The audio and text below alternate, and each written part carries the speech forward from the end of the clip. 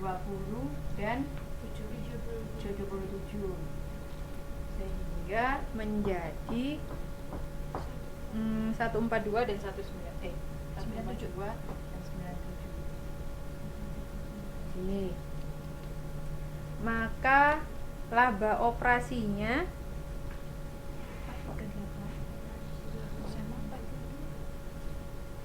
438 ini Ini dari 508 margin kontribusi dikurangi sama- oh iya betul. dikurangi 142. Ini dikurangi iklan guys. Enak betul. Laba sama dengan berapa? di gaji penyaria 438.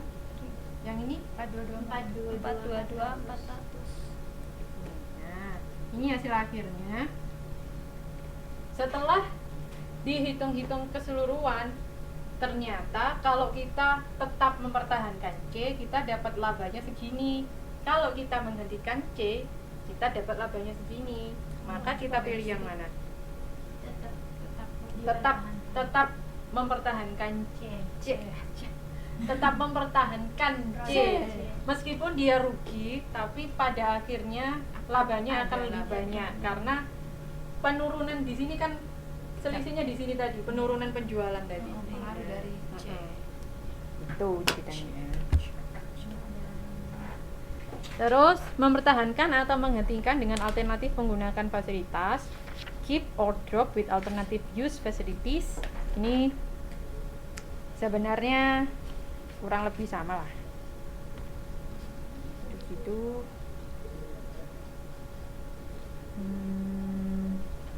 Terus nomor 3, keputusan pesanan khusus special order. Jika kapasitas tersedia, analisis cost diferensial dapat mengindikasikan kemungkinan untuk menjual output tambahan dengan harga di bawah rata-rata per unit sekarang. Ini misalnya ada di halaman 5.29. Contohnya PT Melati, dia bisa memproduksi atau kapasitas produksinya 50.000 unit. PT Melati berencana memproduksi dan menjual 38.000 saja. Terus ada pelanggan potensial, dia mau beli 7.000 unit, tapi harganya 18.000. Padahal biasanya dijualnya 30.000. Nah, sebaiknya 38. Jadi harga normalnya 30. Harga normalnya 30.000. Ternyata ada yang mau beli 18.000. aku beli 18.000, mau nggak? Gitu. Oh iya, tapi kan jumlahnya banyak ya, 7.000 unit. Jadi kayak ada selisih gitu. Beli banyak semakin pengennya murah. Kapasitas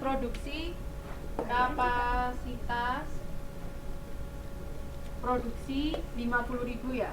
Iya, Bu. Kita mau jualnya cuma 38 unit. Terus tiba-tiba ada yang nawarin 7.000 per unit. pesanan khusus namanya. Ini 7.000 unit Pesanan dengan khusus harga 18.000 per unit. 7.000. Ini tadi harga normalnya 30.000 rupiah.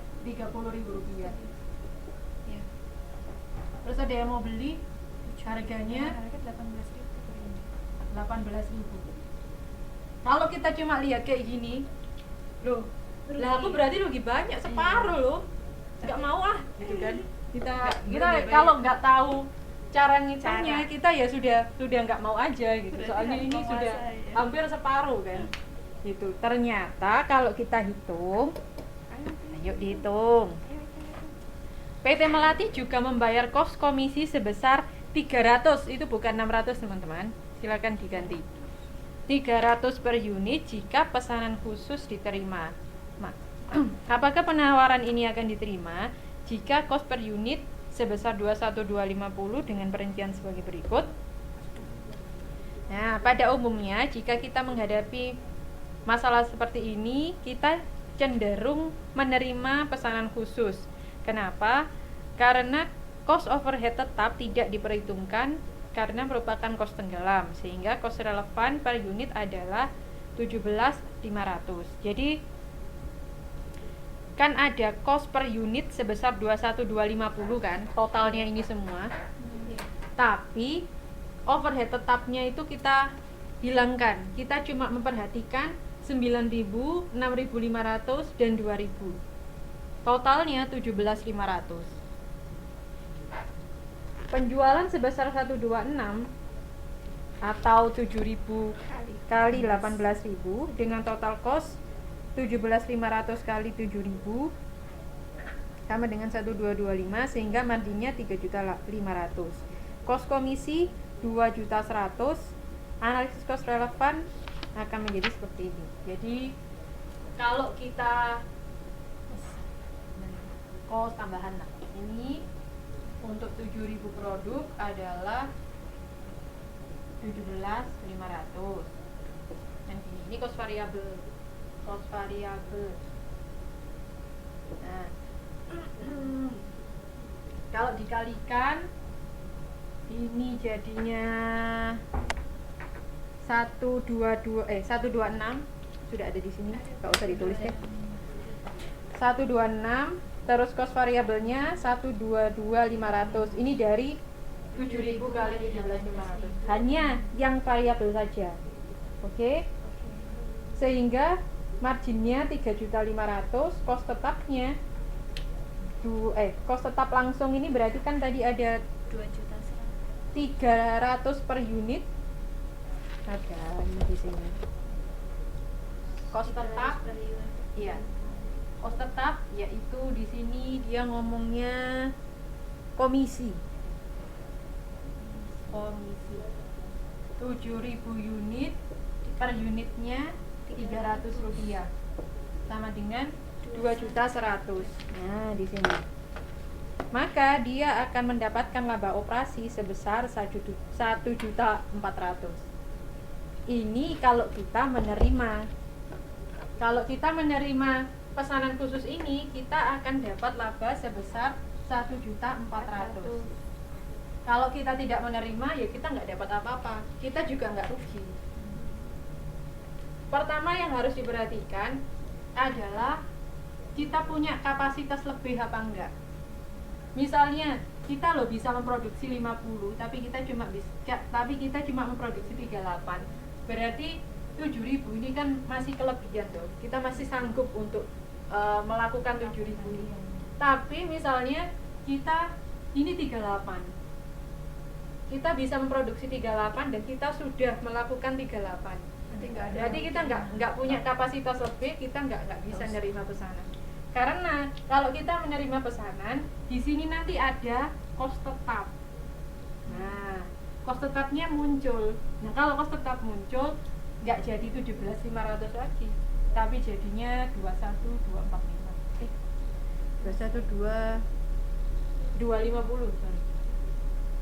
Itu.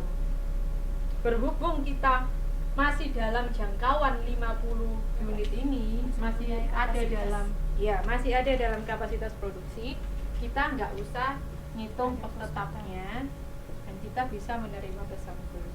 Lumayan, meskipun lebih murah pasti menguntungkan kita. Jadi jangan ngelihat wah ini mah nggak ada untung, cuma 18. Iya, kalau di total lu masih untung. Ternyata lu ya. Itu kuncinya manajemen. Hitung-hitung. Gitu. Duit orang. Duitnya siapa? Terus ini ada menjual atau memproses lebih lanjut. Di sini teman-teman bisa lihat langsung aja ke tabel di halaman 5.31. Proses lanjut, kalau dilanjutkan misalnya di sini buah apel, ini agak panjang ceritanya. Apel kalau A ada yang langsung dijual, dari buah langsung dijual, ada yang diproses lebih lanjut.